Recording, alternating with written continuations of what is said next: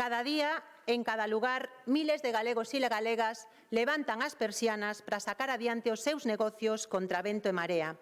Cada día, as familias afrontan o reto de conciliar a vida laboral e persoal, sobre todo as mulleres, sen renderse. Cada día coñecemos pequenas e medianas empresas que son punteiras.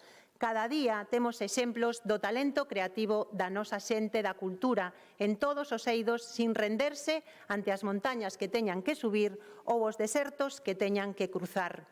Cada día, en cada aldea, en cada pequeno pobo do rural ou da costa, vemos exemplos en defensa desa maneira de vivir e de habitar o territorio. Son a resistencia contra o abandono e o despoboamento. Cada día, a nosa mocidade dá exemplo da súa capacidade para emprender e buscarse a vida.